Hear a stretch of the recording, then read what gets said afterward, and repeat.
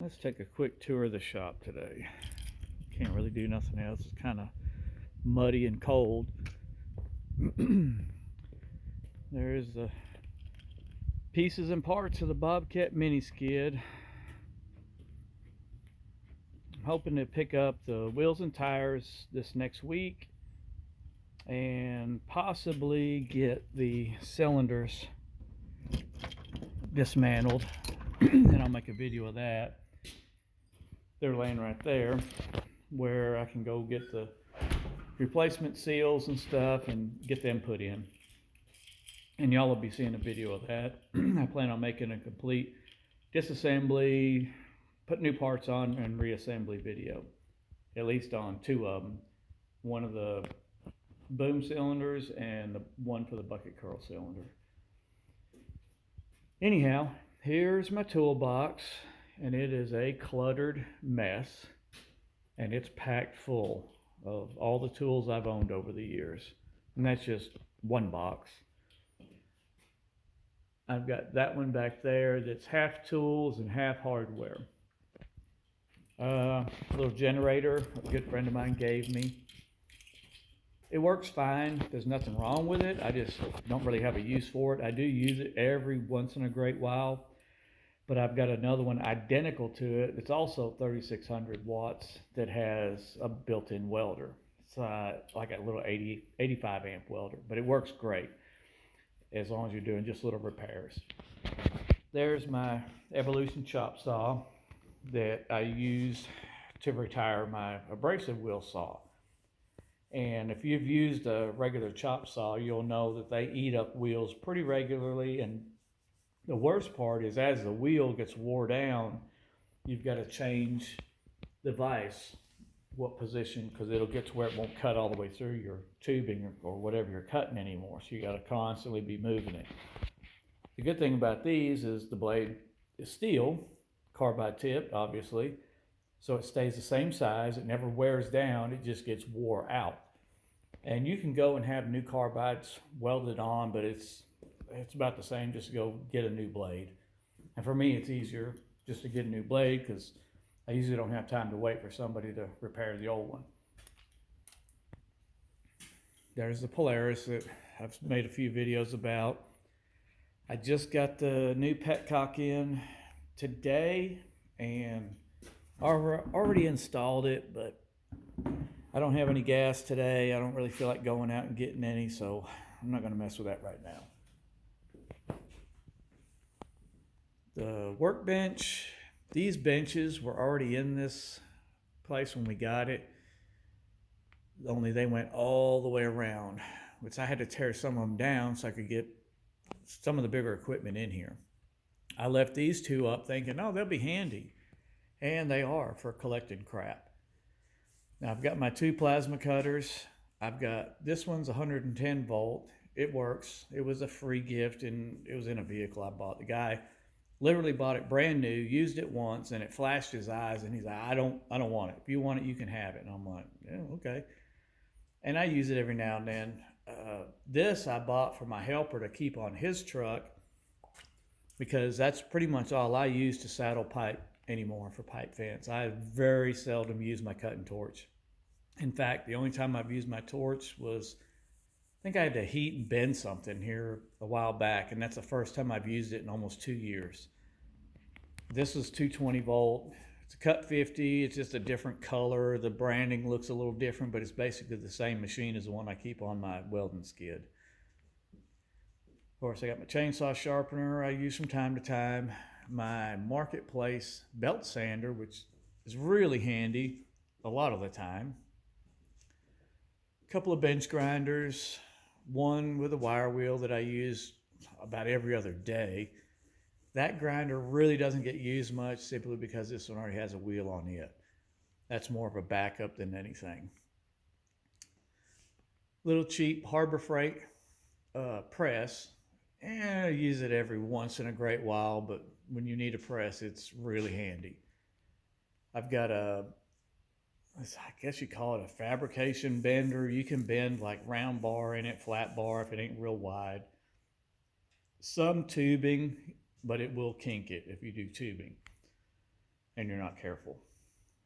Under this bench, I have all my hydraulic stuff. There's a huge hydraulic motor off a big Bobcat tiller that was destroyed. The motor's still fine. I got valves, I got cylinders. I'll be making videos about rebuilding them too, specifically to show all the different styles of how they come apart, because there's tons of ways they go together and come apart. I got an entire rebuild kit for one of my 350s sitting up there. I got new lifters, bearings, rings, the bolt kit. I've got like a 480 lift cam, I think. There's an oil pump. I mean, gaskets, you name it. And I've already got new headers for it, a bunch of stuff. I'll probably never get that engine built. A bunch of my cordless stuff, all the yellow stuff hanging is DeWalt. All the stuff that's yellow that's missing is already in my truck. And I've got some Harbor Freight stuff, Hercules. I've got Porter cable, Bostitch. I think that's a Craftsman. And actually, I've got an adapter where I can use the same battery on Bostitch, Porter cable, and DeWalt, which is why I hadn't really got rid of these, because every now and then I need to grab one of them. So I can use the same battery on all that stuff. My welder that I use mainly in the shop for all my fabricating that I can is this OmniPro 220. I love this machine. It's super easy to set. It welds great. And pretty much that's all I use it for, is for MIG. I do have a spool gun when I need to weld aluminum, and I keep a bottle of argon CO2 mix for my MIG and straight argon for when I do weld aluminum. There's another huge cylinder that I don't have on the shelf yet just because there's no room. That thing is massive and it is heavy. It probably weighs, I think it's 80 pounds, 85 pounds. This room is just more junk and storage. I have all my like paint cans and spray paint, different kinds of solvents and oils, grease. This plumbing stuff, I just dished it out there the other day because it actually goes in a container. But I had to dig through it and find something, and I was in a hurry like always, so I just throw it on a shelf. Yeah, I'll have to pick it up now. Sandblaster, my air compressor, my nut and bolt bin. Funny story on this air compressor is this whole top piece is welded on there, and that was actually a little Dayton roll-around compressor on wheels. It had like a, 20-gallon tank. A friend of mine gave me the compressor because at the time I didn't have one. This was years ago. It was, in fact, I just saw the timeline on Facebook the other day. It was actually 7 years ago. He gave me the compressor for helping him move. And not long after I got it, I realized I am not going to be able to run my air tools.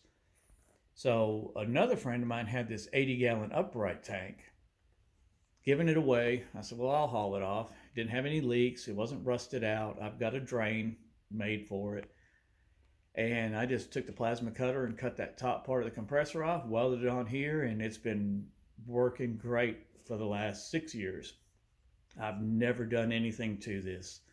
Nothing other than I put a new regulator with dryers and stuff on it to kind of keep some of the moisture out of my air tools and the plasma cutter. The little Honda, that's a family member's. I got to get it running. I've got a carburetor for it. I got to put clutch cable, adjust the clutch, a bunch of little stuff, but work on it when I can.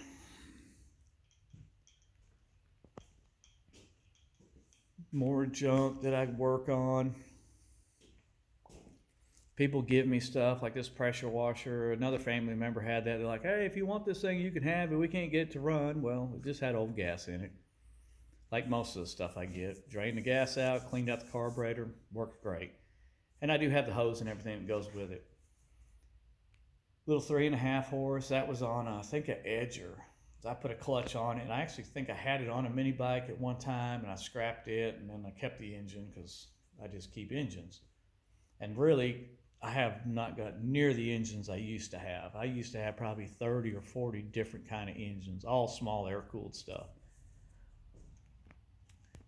Vices, my pipe bender, old pipe post vise that I mounted on a little stand that I use pretty regularly. Two little diesel engines. The one on the stand is, I think, a 22 or 24 horse Mitsubishi. It goes to the Mini X outside with the cab on it. I don't know if it runs or not. It was just one that came with it. The original engine blew up, and they bought this used. It was the same size, same style, so I had to put a starter on it, the flywheel pulley up here on the front, and all I've done so far is like turn it over. And it turns over good. It's got compression, check that, but I have never put fuel to it. Now the little Kubota in the floor, that come out of a, what was it? I want to say a 540 or something. It's been so long I can't remember what model it was. But anyways, it come out of a little Kubota ride mower. And the engine runs fine. The mower itself was just junk. I think I sold the hydrostatic rear end out to a guy that needed one, and I kept the engine. There's the pumps and stuff, some of them that go to the Mini X that's outside. And there's the little Honda V-twin that I plan on putting in the Bobcat mini skid that's sitting outside. Anyhow, I know the shop's a mess. It's one of them things where I will have this whole floor spotless, where there's nothing there. You can see the floor, you can walk around. I'll get a couple of projects in, and it's like, oh, well, now I got to move this. Now I need this tool. Now I need that. And with my work, I'm self-employed. I'm constantly, oh, I got to go. So I'll leave everything like this. Bunch of tools sitting on the generator. It just is what it is. And when I do have time, I'll come out here and I'll clean everything up, put all the tools back in the box and in the drawers they go in. And then the next time I get a project, it looks like this again. But hopefully I'll have the Polaris fixed this week. I'll have that engine hopefully fabbed up to go in the mini skid outside. The generator, I'll just probably hang on to it just as a backup. I'll just have to put it somewhere. I hate putting it outside in the weather. And some of these other things like this 22 horse, I probably just need to list it and sell it. It's a really good engine. I just have nothing to put it in. But anyways, so there it is. It's not much of a shop, but it's all I got, and it's served me well so far. So anyways, got any comments, leave them in the comment box. And if you hadn't already, like and subscribe. We'll talk at you soon. Bye.